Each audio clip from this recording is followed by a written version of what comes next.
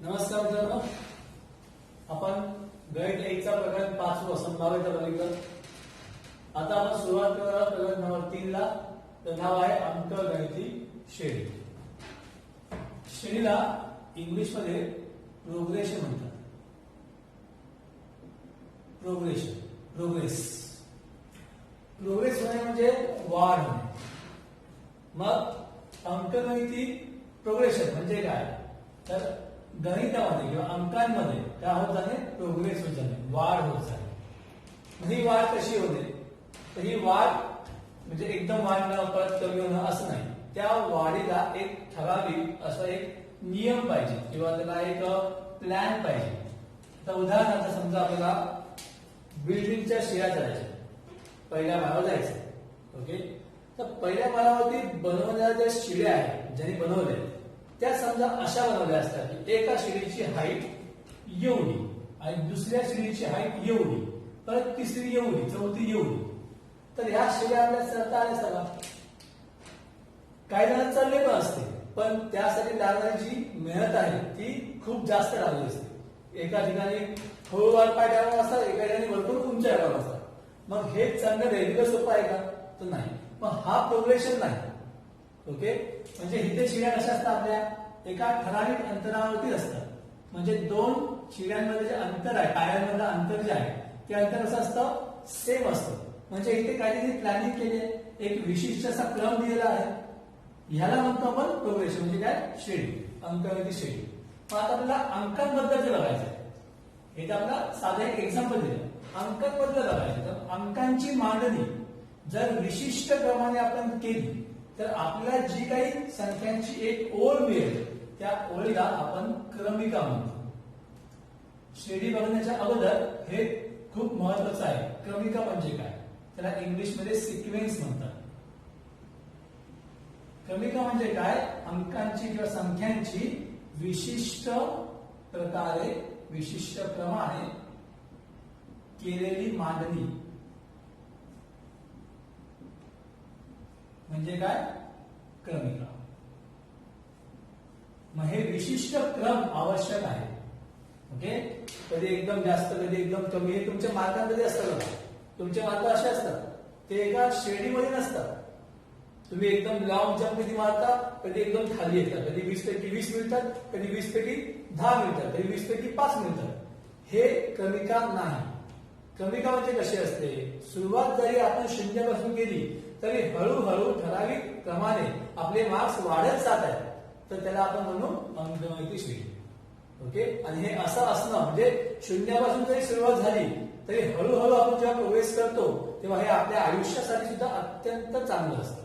Okay, एकदम jump करून खाली यायचं नसतं. ओके, तर आता आपण एक विशिष्ट क्रमाने ही मांडणी कशी असते त्याचे काही एक्झाम्पल्स बघूया. फॉर एक्झाम्पल,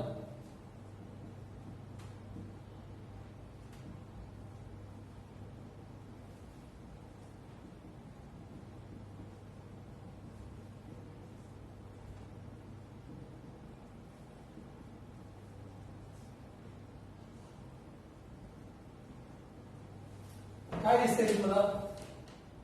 इथे 2 म्हणजे 2 मिळवले, 4 झाले, 4 मध्ये परत 2 मिळवले, 6 झाले, 6 मध्ये 2 मिळवले, 2 चा पाडा येईल. बरोबर आहे? मग तुम्हाला समजा विचारलं की याच्या पुढे काय नंबर येतील, तर हे तुम्ही सांगू शकता की नाही? यस, ऑफकोर्स सांगू शकता की 12 च्या नंतर काय येणार? 14 येणार, 14 च्या नंतर काय येणार? 16 येणार, 16 च्या नंतर काय येणार? 18 येणार. 1 2 3 4 5 येईल. ह्याच्यापुढे तुम्हाला विचारलं, सांगा मला हे 2 नंबर कोणते येणार? तुम्ही सांगू शकता की नाही? येस, सांगू शकतो. 6 येणार, 7 येणार. ह्याच्या पुढे विचारलं, सांगता येईल? ह्याच्या पुढचे सांगता येतील? इथे काय येणार? 5 10 15 20. इथे 5 5 ऍड केले, मग 20 नी 5, 25 नी 5, 30. 1 4 9. हे काय वर्ग आहे? कसला वर्ग आहे? 1 चा. हा कसला आहे? 2 चा. हा कसला आहे? 3 चा. हा कसला आहे? 4 चा. हा कसला आहे? 5 चा. म्हणजे हा कसला असणार? 6 चा. 36. हा कसला असणार? 7 चा. 49. बरोबर ना? आता ह्या महिन्याला सांगा,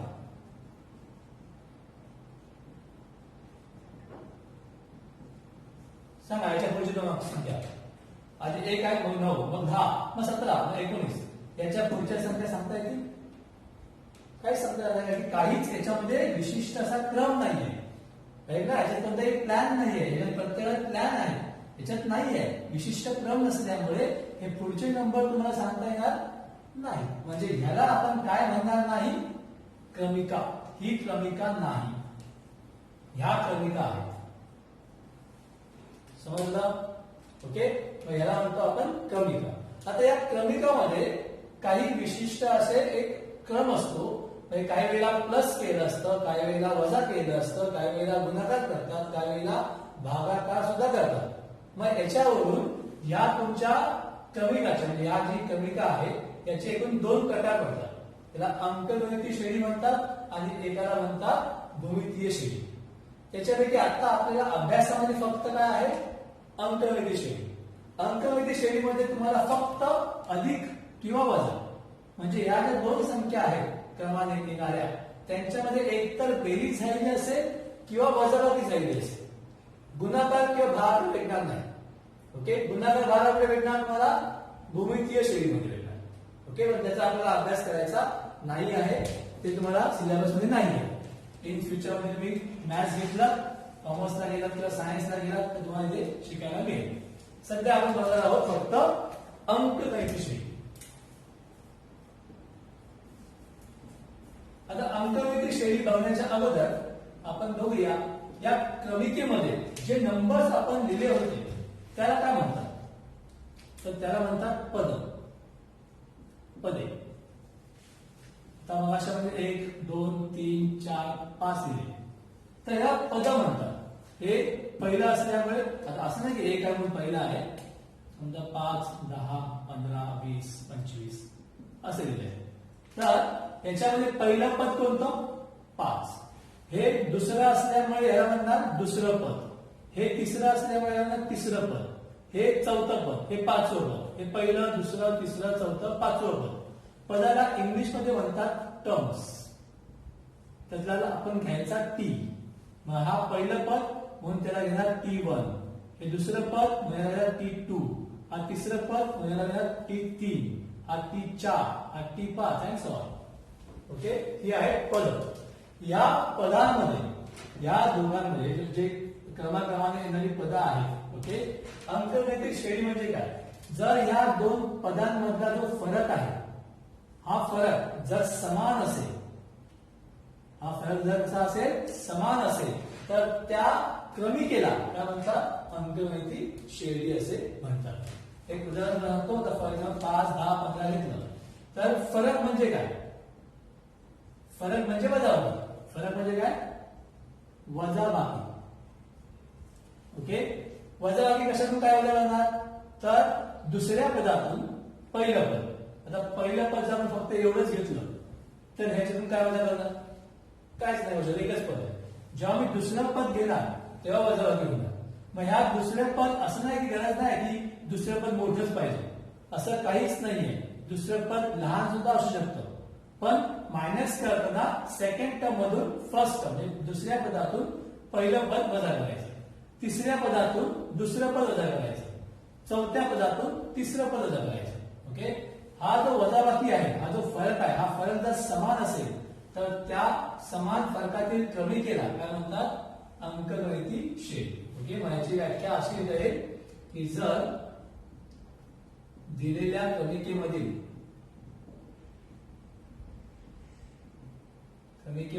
कोणत्याही दोन लगतच्या पदांमध्ये फरक कसा असेल, समान असेल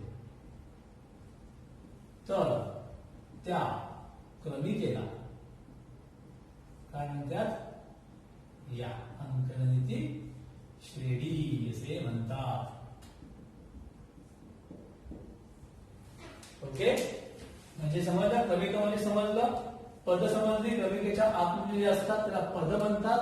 पहिल्याला पहिलं पद त्याला T1 म्हणतात, दुसऱ्याला दुसरं पद त्याला T2 म्हणतात, T3 T4 and so on. Okay, या पदांमधला जो फरक आहे तो फरक, ओके, त्या फरकाचं आपण कंपॅरिझन करायचं, म्हणजे हे बघायचं फरक कसा आहे, समान आहे की असमान आहे. जर फरक समान असेल तर ती क्रमिका काय म्हणते, अंकगणिती श्रेणी. आणि फरक समान नसेल तर ती अंकगणित श्रेणी बनत नाही. ओके, मग अंकगणित श्रेणीमध्ये काय काय येतं ते आपण आता याच्यापुढे बघूया. हे समजलं का?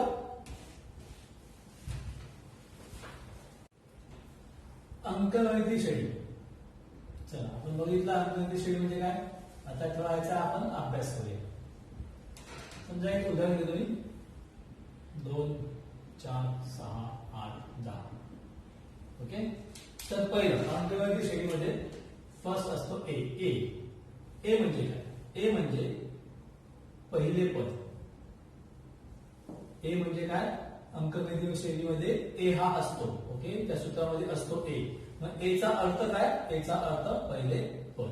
ओके, त्याच्यानंतर असतो डी. डी म्हणजे साधारण फरक. साधारण म्हणा किंवा सामान्य म्हणा, सामान्य फरक. फरक म्हणजे तेच, आता मी माझ्या दोन पदांमधला जो फरक असतो तो फरक जर समान असेल तर त्याला अंकगणित श्रेणी म्हणतात. तो फरक म्हणजेच काय? डी. ओके, त्याच्यानंतर एन. एन म्हणजे पदांची संख्या.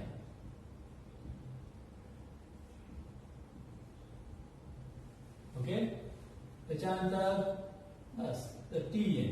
टी एन म्हणजे एनवे पद. जसं T1 म्हणजे पहिलं पद, T2 म्हणजे दुसरं पद, T3 म्हणजे तिसरं पद, T4 म्हणजे चौथं पद. जसं Tn म्हणजे काय? एनवे पद. त्याला सामान्य पद सुद्धा म्हणतात. सामान्य पद काढा. सामान्य पद काढा म्हणजे काय? Tn काढा. ओके, असे प्रश्न पुढे परीक्षेला याच्यामध्ये आहेत, पुस्तकामध्ये आहेत. तर तुम्हाला सामान्य पद करायचं. सामान्य पद म्हणजे काय?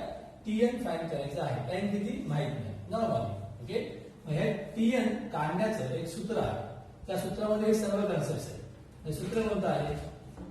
तर Tn बरोबर ए अधिक कंसात n वजा 1 गुणिले डी. हे आहे Tn काढण्याचे सूत्र. Tn म्हणजे काय काढण्याचे सूत्र? एनवे पद. म्हणजे मला विचारलं 12वे पद काढा, 14वे पद काढा. आता मग अशी तुम्हाला विचारलं होतं, त्यात कसं होतं? बाजूचीच पद होती ना, हे काढायचं होतं. किंवा 5 10 15 हे पद काय? हे काय तुम्ही ऑलरेडी जाऊ शकता. 5 10 15 20 25. पण तुम्हाला विचारलं की या क्रमिकेमधलं समजा 90वे पद पाहिजे, तर असं ऑलरेडी काढता येईल पटकन? नाही. पण तुम्ही पटकन या सूत्राने हे उत्तर लगेच काढू शकतो. म्हणून हे कोणतंही पद काढायचं असेल तर त्यावेळेला या सूत्राचा उपयोग करतात. केव्हा उपयोग करायचा? कोणतंही पद विचारलं असेल. ओके, किंवा एखाद्या ओळीमध्ये खुर्च्यांची संख्या विचारली. एखादा हॉल आहे, खुर्च्या आहेत, लाईनी आहेत, पहिली ओळ, दुसरी रांग, तिसरी रांग, चौथी रांग. कोणत्या रांगेमध्ये किती खुर्च्या आहेत हे आपण या सूत्राने काढू शकतो. ओके, किंवा मुलांच्या मुलं उभे आहेत लाईनीमध्ये. ओके, पहिल्या लाईनीमध्ये 2 मुलं, दुसऱ्या लाईनीत 4 मुलं, अशी मुलं उभी आहेत. कोणत्या लाईनीमध्ये किती मुलं उभी आहेत हे काढायचं असेल तेव्हा हे पण. कोणतंही पद काढायचं असेल तेव्हा या सूत्राचा उपयोग करायचा. ओके, Tn बरोबर काय? 1 अधिक n वजा 1 गुणिले डी. ओके, या सूत्राचा उपयोग म्हणून पद काढू शकतो. मग आता हे सर्व एक तुम्हाला समजलं. पहिलं पद म्हणजे ए घ्यायचा. म्हणजे T1 म्हणजे काय घ्यायचा? ए घ्यायचा. डी कसा काढता? तर समजा मला हे दिलेलं आहे, डी करायचं आहे. तर डी कसा काढतात? कोणत्याही क्रमिकेमधला किंवा कोणत्याही अंकगणित श्रेणी मधलं दुसऱ्या पदातून पहिलं पद किंवा तिसऱ्या पदातून दुसरं पद वजा करायचं. T1 T3 T2 T3 T4 T5 आहे. तर डी कसा काढणार? दुसऱ्या पदातून पहिलं पद वजा करा, किंवा तिसऱ्या पदातून दुसरं पद वजा करा, किंवा चौथ्या पदातून तिसरं पद वजा करा, किंवा पाचव्यातून चौथा पद वजा करा. ओके, म्हणजे याचा अर्थ डी काढण्याचं एक सूत्र आहे. ते कोणतं? Tn अधिक 1 मधून मायनस करायचं आहे Tn. n म्हणजे एक संख्या, त्या संख्येमध्ये 1 मिळवायचा. 1 मिळवायचा म्हणजे मला पुढची संख्या मिळते.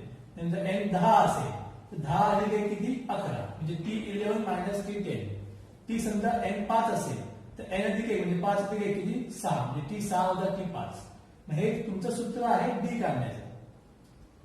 Tn अधिक 1 वजा Tn. पण एवढं लक्षात ठेवायची काही जास्त गरज नाही.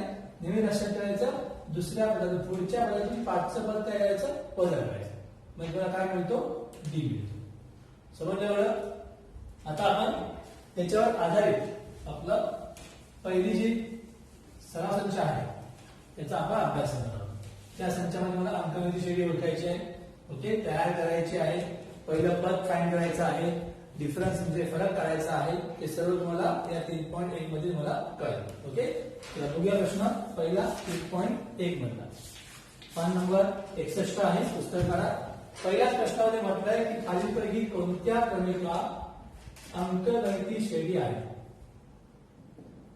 कोणत्या क्रमिका अंकगणिती श्रेणी आहे असं विचारलंय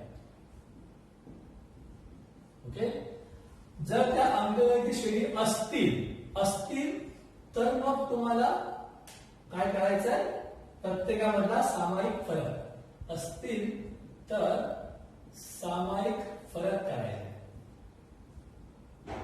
नसतील तर नाही करायचं सिंपल ओके चला बघूया पहिला प्रश्न 2 4 6 आता माझं बघितलं होतं 2 4 6 सोपा आहे पहिला प्रश्न 2 4 6 8 डॉट डॉट डॉटचा अर्थ काय ही क्रमिका आहे क्रमिका म्हणजे संख्यांची एक लाईन संख्यांना कधीही एंड नसतो नैसर्गिक संख्या अनलिमिटेड असतात म्हणजे अनलिमिटेड संख्या दाखवण्यासाठी हे डॉट डॉट डॉट ओके आणि प्रत्येक वेळेला जेव्हा तुम्ही अंकगणिती श्रेणी लिहिणार तिथे हे डॉट असणं आवश्यक आहे ओके चला आता याच्या आधी आपण पद लिहिले पद हे कोणतं पद पहिलं म्हणजे T1 किती आहे 2 हे दुसरं T2 किती आहे 4 हे तिसरं T3 किती आहे 6 T4 किती आहे 8 अँड सो ऑन ओके मग आता आपल्याला काय सांग विचारलंय कोणत्या क्रमिका अंकगणिती श्रेणी आहे अंकगणिती श्रेणीची व्याख्या काय सांगितली की कोणत्याही दोन लगतच्या पदांमधला फरक जर समान असेल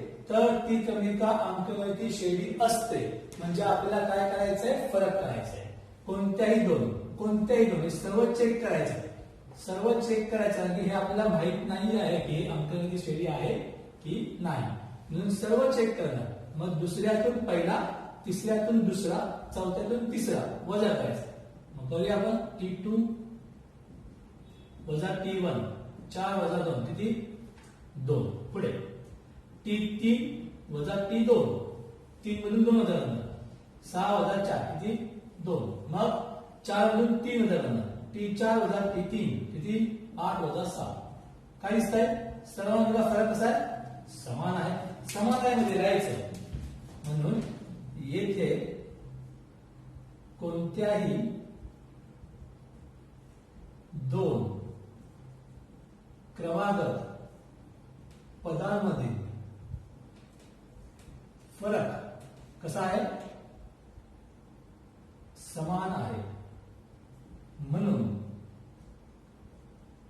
दिलेली क्रमिका काय आहे अंकगणिती श्रेणी आहे आणि जर ही अंकगणिती श्रेणी असेल तर आपण काय लिहिणार सामायिक फरक म्हणून सामायिक फरक जो तुम्ही काढला कारण फरक काढल्याशिवाय हे समजूच शकत नाही की अंकगणिती श्रेणी आहे किंवा नाही याची तुम्ही काढले ना 2 2 2 हे काय आहे फरकच आहे फरकाला इंग्लिश मध्ये डिस्टन्स म्हणतात म्हणून डिस्टन्सचा काय घ्यायचा डी घ्यायचा याचं उत्तर किती आहे 2 कळलं एवढं काय डाऊट ओके पहिला प्रश्न आपला झाला त्याच्यानंतर आपण घेऊया दुसरा प्रश्न काय घेतोय कारण त्याच्यामध्ये थोडासा अपूर्णांक आहे 2 5/2 3 आणि 7/2 डॉट डॉट ओके ते तुमचा दुसरा प्रश्न आता आपण परत तेच करणार काय ना आधी ही ओळ लिहायची मग असं करायचं आणि मग ठरवायचं ओके पहिलं T1 किती आहे 2 T2 किती आहे 5/2 T3 किती आहे 3 T4 किती आहे 7/2 आणि सो ऑन ओके आता आपण काढूया T2 वजा T1 5/2 वजा 2 आता इथे वजाबाकी होईल का बरं हा अपूर्णांक आहे पूर्णांक आहे वजाबाकी अशी होणार नाही 5 2 2 गेले 3/2 असं करायचं नाही छेद बघायचा असतो समान आहे का छेद? नाही. मग छेद समान कसा लावता? शिकलात तुम्ही. कसा लावणार? तिरकस गुणाकार. गुणताना कसा गुणणार? आधी हा गुणाकार, मग हा गुणाकार आणि मग असा. हे लक्षात ठेवायचं. पहिलं, दुसरं आणि मग तिसरं. 5 एके 5 वजा 2 दुने 4 छेद 2 एके 2. ओके. किती उत्तर आमचं? 5 4 गेले 1 छेद 2. पहिलं आलं. पुढचं T3 वजा T2. T3 किती आहे? 3 वजा 5 छेद 2. असं काय नाही की आपण अंक आधी लिहायचा, क्रमाने लिहायचं. T3 आधी T2 नंतर. इथे आता परत ते छेद किती आहे? 1. छेद समान आहे का? नाही. काय होणार? तिरकस गुणाकार. आधी 3 दुने 6 वजा 5 येते 5 आणि मग छेदांचा गुणाकार. 1 2 2 किती येणार? 1 छेद 2. शेवटचं T4 वजा T3. चौथ्यातून तिसरं बघा करा. 7 छेद 2 वजा 3. छेद बघा, 3 चा छेद किती? काय नाही म्हणजे 1 असतो. मग छेद समान आहे का? नाही. काय होणार? तिरकस गुणाकार. 7 एके 7 वजा 3 दुने 6 छेद 2 किती येणार? 1 छेद 2 1 छेद 2 1 छेद 2. म्हणजे हीच वाक्य पुन्हा करायची. काय येणार? येथे कोणत्याही दोन क्रमवार पदांमधील फरक कसा आहे? समान आहे. समान आहे म्हणून दिलेली क्रमिका काय आहे? अंकगणिती श्रेणी आहे. ओके. मग जर अंकगणिती श्रेणी असेल तर मग आपण काय लिहिणार? सामायिक फरक. त्याला इंग्लिश मध्ये डिस्टन्स नंतर म्हणून डी द्यायचा. त्याचं उत्तर किती आहे? 1 छेद 2.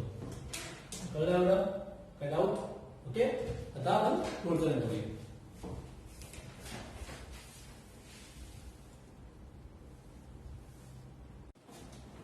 ओके. प्रश्न क्रमांक 3 बघूया आपण. इथे बघा वजा 10 वजा 6 वजा 2 2. हा कोणता क्रम आहे? चढता क्रम आहे की उजवा क्रम आहे? बघा, हा कोणता क्रम आहे? चढता क्रम आहे. वजा वजा मध्ये जे छोटे असतात ते मोठे असतात, मोठे असतात ते लहान असतात. ओके.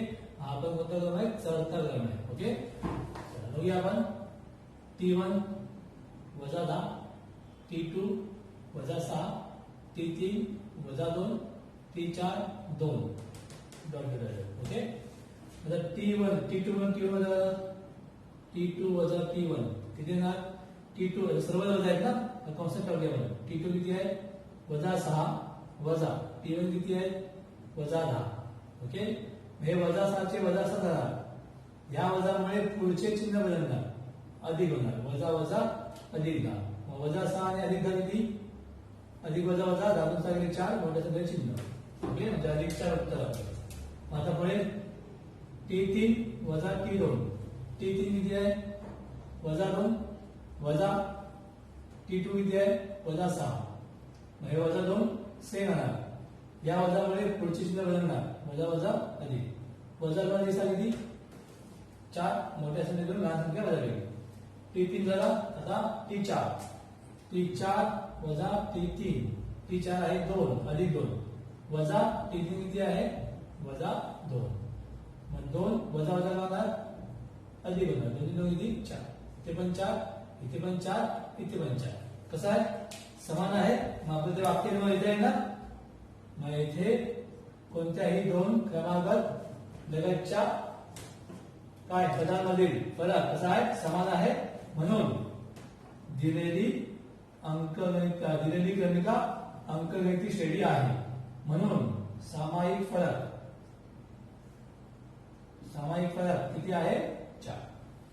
ओके. पहिल्या गणितामध्ये दुसऱ्या जी वाक्य येईल ती वाक्य इथे टाकायची. ओके. चल प्रश्न काय बघूया आपण. चला T1 किती आहे? तेच चालू आहे. ओके. T2 किती आहे? 0.33. T3 किती आहे? 0.333. ओके. आता इथे दशांश चिन्हाच्या पुढे 1 नंबर आहे, इथे 2 नंबर आहे, इथे 3 नंबर आहे. ओके. सेम नाही का? बघूया. T2 वजा T1 T2 किती आहे 0.33 वजा 0.3. तर 0.33 वजा 0.3 हे जेव्हा पॉइंट मध्ये येतात तर तुमची गडबड होतेच, बरोबर ना? 0.33 वजा पॉइंटच्या खाली पॉइंट गेला पाहिजे. 0 इकडे आहे लेफ्टला, राईटला किती आहे 3 आहे. इथे काहीच नाही म्हणजे काय असणार 0 वजा करायचं. 3 0 गेला 3, तेव्हा ते गेले 0.0 म्हणजे उत्तर किती आलं आपलं 0.03. ओके, मोठ्या संख्येचे चिन्ह अधिक. पुढे T3 वजा T2 0.333 वजा 0.33. आता इथे अनेक वाढला 3 0.333 वजा 0.33, बरोबर ना? इथे काय म्हणजे काय असणार 0 3 त्यानंतर 0 0.0 म्हणजे आपलं उत्तर गेलं 0.003. त्याच्यामध्ये चिन्हाच्या पुढे 2 संख्या इथे 3 संख्या झाल्या म्हणजे समान आहे का? तर हे समान नाही. हे समान नाही विचारायचं. येथे कोणत्याही 2 क्रमागत पदांमधील फरक समान हे तर म्हणजे तोच, हो ना? फक्त आहे की नाही तर इथे काय नाही. म्हणून दिलेली अंकगणिती श्रेणी हे पण येतं आपण दिलेली क्रमिका अंकगणिती श्रेणी आहे की नाही तर इथे काय येणार नाही. फक्त हेच बदललंय, बाकी सर्व सेमच वाक्य. जे इथे येणार तेच तिथे येणार. तिथे फक्त आहे येणार, इथे नाही येणार. जर अंकगणिती श्रेणी नसेल तर सामायिक फरक इथे काही येणार नाही, म्हणजे मेन्शन करायचं नाही. कळलं इतकं डाऊट? आता आपण बघणार आहोत प्रश्न क्रमांक 7. आणि 5वं आणि 6वं सोपं आहे. तर हे तुम्हाला होमवर्क असेल 5वं आणि 6वं. ओके, तर येईल तुम्हाला. आता बघूया प्रश्न क्रमांक 7. 7 मध्ये तुम्हाला थोडंसं कर्वी दिलेली, कर्वी चिन्ह आहे. आता तुम्हाला होमवर्क आहे 5 6. काय सांगितलं 7 मध्ये 3 दिले, मग 3 अधिक वर्गमूळात 2 आहे, मग 3 अधिक 2 वर्गमूळात 2 आहे, मग 3 अधिक 3 वर्गमूळात 2 आहे. ओके, सोपं आहे, एकत्रित ठेवलं. पहिलं पद T1 किती 3, दुसरं पद T2 किती 3 अधिक वर्गमूळात 2, तिसरं पद T3 किती 3 अधिक 2 वर्गमूळात 2. मग चौथं पद किती आहे T4 बरोबर 3 अधिक 3 वर्गमूळात 2 आणि सो ऑन. मग काय करणार आता T2 वजा T1. आपलं कसं असतं माहिती का, जरा असं काय चेंज झालं की आपण टेन्शन येतो, बरोबर ना? इथे वर्गमूळात 2 आले, वजाबाकी कशी करणार? सोपं असतं, काय करायचं असतं T2 ची किंमत टाकायची 3 अधिक वर्गमूळात 2 वजा वजा T1 किती आहे 3. बस काय केले 3 वजा 3 0 गेले, ते राहिले काय वर्गमूळात 2. सोपं. पुढचं T3 वजा T2. T3 किती आहे T3 आहे 3 अधिक 2 वर्गमूळात 2, 3 अधिक 2 वर्गमूळात 2 हे आपले वजा वजा T2 किती आहे 2 पद आहेत. 2 पद असल्यामुळे याला कंसात टाकायचे. मागच्या वेळेस T1 किती होतं एकच पद होतं, म्हणून मी डायरेक्ट दिलं वजा 3. इथे आपण डायरेक्ट नाही घेऊ शकत, जर डायरेक्ट दिलं तर उत्तर चुकलं. ओके, वजा असल्यामुळे कंसात टाकायचे. जर कंसात टाकल्यामुळे काय होणार वजामुळे चिन्ह बदलणार, याचा पण बदलणार आणि याचा बदलणार. वजा अधिक वजा 3 वजा अधिक वजा वर्गमूळात 2 3 3 गेले, 2 वर्गमूळात 2 वजा वर्गमूळात 2 हे सर्व पद आहेत समान जाईल, बरोबर ना? इथे काय म्हणजे काय असणार आहे 1 असणार. मग 2तून 1 गेला 1 राहिला आणि वर्गमूळात 2 हे उत्तर. बरोबर आहे. आता शेवटचं T4 वजा T3. T4 किती आहे 3 अधिक 3 वर्गमूळात 2 वजा T3 किती आहे, तर ते द्विपदी असल्यामुळे आपण त्याला कंसात टाकूया. मग कंसातून बाहेर काढताना वजामुळे चिन्ह बदला, या वजामुळे अधिकचा वजा होणार आणि याच्या पण वजा होणार. वजा 3 वजा अधिक वजा 2 वर्गमूळात 2 म्हणजे 3 3 गेले, 3 मधून 2 गेले, किती आला 1 वर्गमूळात 2 कॉमन म्हणजे आपलं उत्तर किती आलं वर्गमूळात 2. मग काय नाही ते इथे दोन क्रमांक पदांमधील फरक कसा आहे समान आहे म्हणून ही काय आहे अंकगणित श्रेणी आहे म्हणून सामायिक फरक किती आहे वर्गमूळात 2 हे पूर्ण वाक्य लिहायचे आहे दिलेली क्रमिका अंकगणित श्रेणी आहे म्हणून सामायिक फरक ओके हे तुम्ही लिहायचं आहे क्लिअर आणि प्रश्न क्रमांक 8 सुद्धा तुम्ही करू शकता तर पुन्हा एकदा सांगतो तुम्हाला होमवर्क आहे 5 6 आणि 8 कशामध्ये प्रश्न क्रमांक 1 मध्ये प्रश्न नंबर 1 मध्ये तुम्हाला 5 6 8 हा तुम्हाला होमवर्क असेल बरोबर